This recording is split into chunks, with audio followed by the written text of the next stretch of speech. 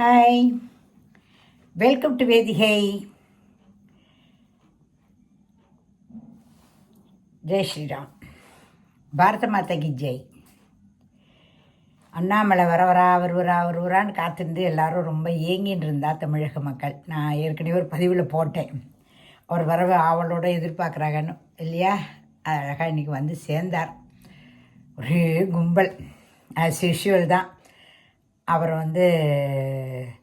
ஒரே கூட்டம் சூழ்ந்துட்டு முக்கிய கூட்டத்துலேருந்து வெளியில் வந்து எல்லாருக்கும் பேட்டிலாம் கொடுத்தார். உடனே வந்தவுடனே பத்திரிகையாளருக்கு பேட்டி. அதுதான் ரொம்ப ரொம்ப ஒரு சந்தோஷம். அடுத்து பார்த்தா திடீர்னு பார்த்தா கோவைக்கு போயிட்டார். அங்கே பார்த்தா கோவை பாய்ஸ் அப்படின்னு சொல்லிட்டு அவேக் அலர்ட்டு அப்படின்னு சொல்லிட்டு விவேகானந்தரோட ஒரு படத்தை வச்சு ரொம்ப அருமையான ஒரு ஸ்பீச் கொடுத்தாரு. அருமையான ஸ்பீச். நான் தான் அன்னிலே சொல்கிறேனே, எனக்கு அவர் ஸ்பீச்னால் ரொம்ப ரொம்ப ரொம்ப ரொம்ப பிடிக்கும். என்ன அழகாக சொல்கிறார் பாருங்கோ. மிடில் கிளாஸ் பீப்புளுக்கு தான் பொறுப்புணர்ச்சி வேணுங்கிறார். ஏன்னா மிடில் கிளாஸ் பீப்புள் அதாவது ஓட்டு போடுறது கையாக இருந்தால் கூட பேசுகிறது வாயாக இருக்கணும். அவள் சொல்லணும், அவள் கேள்வி கேட்கணும். எல்லா அரசியல் கட்சியிலும் வாங்க உட்காருங்கோ, மேடையில் ஒரே மேடையில் உட்காருங்கோ, அறிவு சார்ந்த அரசியலை கொடுங்கோ. இது ரொம்ப ஒரு அற்புதமான ஒரு விஷயம். அது எல்லோரும் இது பண்ண மாட்டா. ஏதோ ஒன்று ஜெயிச்சோமா போனோமா இப்படி தான் இருப்பாள். ஆனால் இவர் என்ன பண்ணுறார், அங்கே போய் ஆக்ஸ்ஃபோர்ட் யூனிவர்சிட்டியில் போய் படித்ததன் விளைவு ரொம்ப ஒன்றுமே முதிர்ச்சி. ஏற்கனவே ரொம்ப அறிவாக பேசுவார், இப்போ ரொம்பவே முதிர்ச்சியாக பேசுகிறார். ரொம்ப அழகாக குழந்தைகளுக்கெல்லாம் புத்தகம் வாங்கி கொடுங்க, புத்தகம் படிக்கணும், அப்பா அம்மாவோட கடமை அப்படிங்கிறார். அதெல்லாம் உண்மை தான். அந்த கருத்துக்கு நானும் உடன்படுறேன். நிறைய புக்கு படிக்க தான் அறிவு வளரும். அப்புறம் பார்த்தேன்னா அறிவு சார்ந்த நிகழ்ச்சிகளுக்கெல்லாம் கூட்டின்னு போங்க குழந்தையில. அறிவு பேஸ்டு பாலிட்டிக்ஸ் இருக்கணும். என்ன கண்ட்ரி அறிவு சார்ந்து இருக்கணும். அப்போ தான் மேலே மேலே முன்னேற்றம் கிடைக்கும் அப்படின்னு அது சொல்கிறார். அதனால் குழந்தையெல்லாம் நல்ல அறிவு சம்மந்தமான மீட்டிங்லாம் கூட்டின்னு போங்கோ, நல்ல அறிவார்ந்த விஷயத்தெல்லாம் கற்றுக் கொடுங்கோ, இதெல்லாம் சொல்கிறார்.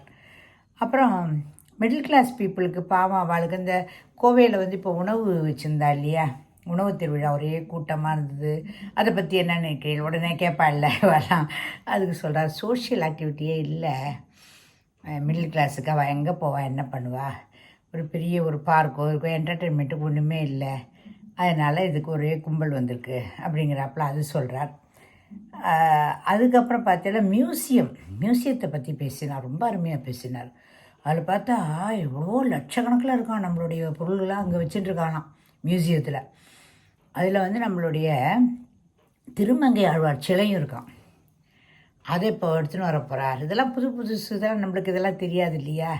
திருமங்கை ஆழ்வாரோட சிலை வரப்போகிறது, காஞ்சிபுரத்தில் இருக்கிறது. அங்கே உட்காந்துட்டுருக்கார். அவர் போய் அண்ணாமலை தான் அங்கே போனார்னா அவரும் போய் லண்டனில் போய் உட்காந்துருக்கார். திருமங்கை ஆழ்வார் முதலையே போய் உட்காந்துட்டார். இப்போ அண்ணாமலை திருமங்கை ஆழ்வார் வரப்போகிறார். இப்போது எவ்வளோ ஒரு விஷயம் பாருங்கள் இதெல்லாம்.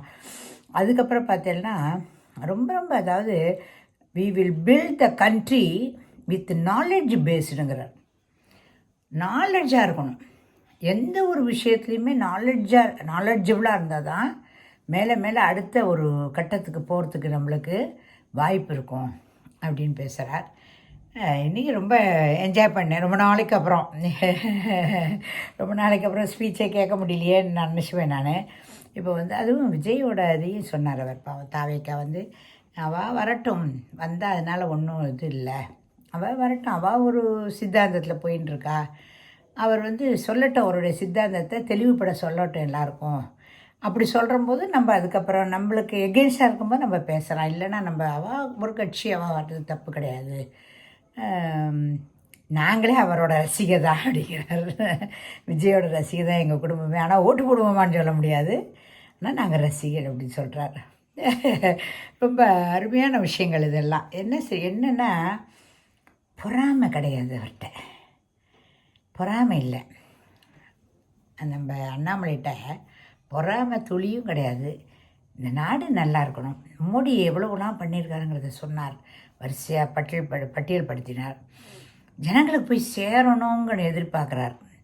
இது வந்து நிறையா மக்கள் வரணும், பேச்சை கேட்கணும், நிறையா அதாவது மிடில் கிளாஸ் பீப்புளில் படிக்காதவாளும் இருப்பாள் இல்லையா, அவளுக்கு அதெல்லாம் பற்றி தெரியாது. அவளுக்கெல்லாம் அந்த அறிவு புகுட்டணும் போய் அப்படிங்கிறார். ஆனால் இங்கே நான் ஒன்று விஷயம் என்ன சொல்ல ஆசைப்பட்றேன்னா, பிஜேபியை பொறுத்தவரையிலையும் கலா ஆய்வு அவ்வளோ இல்லை.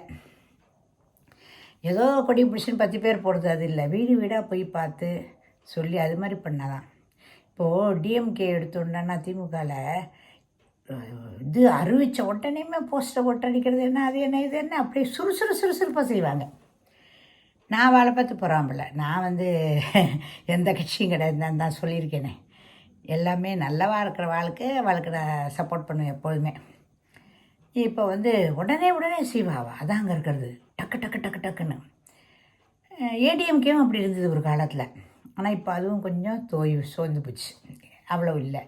பிஜேபிக்கு ஆசை இருக்குது, வரணும் தமிழகத்தில் வந்து நம்ம வந்து நிற்கணும்னு ஆசை இருக்குது. ஆனால் கள ஆய்வு ரொம்ப கம்மி. களத்தில் போய் நிற்கணும், எல்லோரும் வந்து நின்று களத்தில் போய் நின்று பேசி செஞ்சு அதெல்லாம் இப்போ ரொம்ப கம்மி. அதுக்கு ஆட்கள் இல்லை அவள்கிட்ட, அதான் நினைக்கிறேன் நான். என்னை பொறுத்த வரைக்கும் என்னை போல கிழமை இருந்ததுன்னா எங்கே போகிறது சொல்லுங்க பார்க்கலாம். அவங்கேயும் போக முடியாது, யார்கிட்ட போய் சொல்ல முடியும், சரியா? ஆனால் எல்லாம் வந்து இளைஞர்கள் பட்டாளமெல்லாம் இருக்குதுன்னு சொல்லிக்கிறா, அது தெரியல எனக்கு என்னென்னு. அதனால் வீடு வீடாக போய் பேசணும், பேசி இந்த மாதிரி இருக்குது, இந்த மாதிரி நிலைமை இருக்குது, இது மாதிரிலாம் பண்ணணும்னு சொல்லணும். அப்போ தான் அந்த ஒரு வேகம் வரும். சும்மா நாங்களும் நின்றுட்டோம், நாங்கள் ஜெயிச்சிட்டோம், தோற்றுட்டோம், இதெல்லாம் ஜெயிக்கிறது தோக்கிறதே இல்லை. ஒரு கட்சிக்கு வந்து பேஸு ஆலமரம் மாதிரி கட்சி வளர்ந்துருக்கு திமுக. அந்த ஆலமரம் மாதிரி இருக்கிற கட்சிக்கு அதுக்கு ஈக்குவலாவது வரணும் இல்லையா? அது கொஞ்சமாவது ஈக்குவலாக வந்தால் தானே போட்டின்னு ஒன்று இருக்கும் இல்லையா? இல்லைன்னா அது போட்டிங்கிறது அண்ணாமலை ஒருத்தரே சொன்னார், அவர் மோடி ஒருத்தரே சக்கரத்தை இழுத்துன்னு போக முடியாது, எல்லோரும் சேர்ந்தான் செய்யணும். அதே மாதிரி தான் அண்ணாமலேன்னு ஒருத்தர் மட்டும் போய் அப்படியே அவங்க பிஜேபியை தூக்கி நிறுத்தணும் அப்படின்னு எதிர்பார்த்தா அது சரி கிடையாது. அது ரொம்ப தப்பு. அது எல்லாருடைய பங்கும் இருக்கணும்.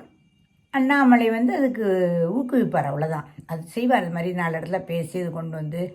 அப்புறம் இன்னொன்று கூட இன்றைக்கி எனக்கு ஒரு மனசில் வருத்தம், என் மண் என் மக்கள் அந்த பாட்டு வரும்னு நினச்சேன்ப்பா, வரவே இல்லை. எனக்கு ரொம்ப டிசப்பாயிண்ட்டாக போச்சு. ரொம்ப நல்லா இருந்தது அந்த பாட்டு, ரொம்ப ரசிப்போம் நாங்களாம்.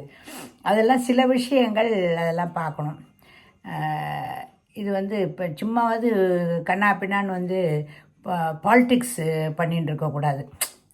எந்த கட்சியாக இருந்தாலும் வரட்டும், யார் வேணாலும் வரட்டும், நல்லவாளாக வந்து ஆளட்டும் அப்படிங்கிற எண்ணத்தில் தான் இருக்கணும் மிஞ்சு ஒருத்தருக்கு விரோத பாவத்தின் இல்லாமல் போயின்னு இருக்கணும். அது ஒன்றும். அரசியல்வாதியை பொறுத்தவரைக்கும் அப்படி தான், விரோதமே கிடையாது. நேரில் பார்த்தா கையை எடுத்து கும்பிடுவா, வணக்கம் சொல்லுவா. ஒருத்தருக்கு ஆஹா எனக்கு திமுகவே கண்டா பிடிக்காதும்பா, ஆனால் அவரை பார்த்தோன்னே பிடிச்சிட்டார். அதுதான் அரசியல். ஆனால் அதுக்கெல்லாம் நம்ம போவே வேண்டாம்.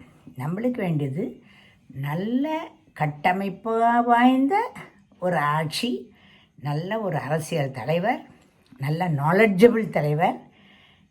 அதுவும் சொன்னார், முதியோர்களுக்கு பண்ணணும், முதியோர்களை கவனிக்கணும்னு சொன்னார். ஒரு வார்த்தை சொன்னார், முதியோர்கள் இல்லாமல் வரணும் வெளியில். நான் தான் வந்துட்டு பேசின்னு இருக்கேன், என்னால் முடிஞ்சது இவ்வளோ தான் பண்ண முடியும், நல்லது சொல்லலாம் ஜனங்களுக்கு, அவ்வளோதான் சொல்ல முடியும். ஆனால் அந்த முதியோர்களுக்காகவும் அவர் சப்போர்ட் பண்ணினார். இன்றைக்கி பேசின போது முதியோர்கள் நலனை பற்றி பேசினார் அவர். ஸோ அவருக்கு எல்லாத்த பற்றியுமே இருக்குது. எல்லாருமே குழந்தைலேருந்து பெரியவாள்லேருந்து எல்லாருமே எப்படி இருக்கணும் என்ன எல்லாமே சொல்கிறார். அது வந்து நாம் தான் அதை பிடிச்சிக்கணும், கெட்டியமாக பிடிச்சிட்டு. இந்த தொண்டர்கள்லாம், பிஜேபி தொண்டர்கள்லாம் காய்ச்சி மூச்சு என்ன பாரத் மாதாவுக்கு ஜெயின்னு போட்டால் மட்டும் போகாது. எல்லாருமே ஒத்துழைப்பு பண்ணி அவருக்கு வந்து சப்போர்ட் பண்ணால் தான் அவரால் முடியும். அவ்வளோதான். அண்ணாமலையை பொறுத்தவரையிலையும் Annamalai is a knowledgeable person. ஏற்கனவே அறிவாளி, அங்கே போய் எல்லாமோ படிச்சுட்டு வந்திருக்கார். ரொம்ப அருமையான விஷயமெல்லாம் சொன்னார். ரொம்ப சந்தோஷமாக இருந்தது கேட்க ஒன்று கேட்டுகிட்டே இருக்கணும் போல இருக்குது. எப்போவுமே நல்ல குட் ஸ்பீக்கரோட ஸ்பீச்செல்லாம் கேட்கணுன்னு ஆசையாக தான் இருக்கும். அந்த தமிழருவி மணியன் ஒருத்தர் பேசுவார், ரொம்ப நல்லாயிருக்கும். அவருடைய பேச்சு கூட ரொம்ப நல்லாயிருக்கும். தடங்களே இருக்காது, தடங்கள் இல்லாமல் பேசுவார். அது மாதிரிலாம் எல்லாருக்கும் அதெல்லாம் ஒரு கிஃப்ட்டு. அதனால் நாம் வந்து சப்போர்ட் பண்ணுவோம், நல்ல கட்சிக்கு சப்போர்ட் பண்ணுவோம். என்னை பொறுத்தவரைக்கும் நல்ல ஆட்சி வரணும்னு நினைக்கிறோம், அவ்வளோதான். இல்லை உங்கள் சார்பிலையும் நானும் வேண்டிக்கிறேன் பகவானை. இது என்ன ஆகுமோ தெரியாது, எப்படி போகுமோ அந்த அரசியலுங்கிறது. நம்ம அரசியலுக்குள்ளே போனோன்னா அனாவசிய வம்பெல்லாம் விலைக்கு வாங்க தயாராக இல்லை. அதனால் நல்லவாளாக வந்து ஆட்சி பண்ணி, இந்த ஆட்சியே இருந்தாலும் சரி, இவாளும் நல்லா ஆட்சி பண்ணால் ஓகே. இல்லை வரது விஜய் வந்தாலும் சரி, அண்ணாமலை வந்தாலும் சரி, யார் வந்தாலும் அவர்கள் நல்ல ஆட்சி கொடுத்தா நம்மளுக்கு ரொம்ப ரொம்ப சந்தோஷம்னு சொல்லி, இந்த எங்களை போல் முதியோர்களுக்கெல்லாம் நல்லது பண்ணுங்கன்னு கேட்டுண்டு முடிக்கிறேன். நன்றி, வணக்கம். தேங்க்யூ.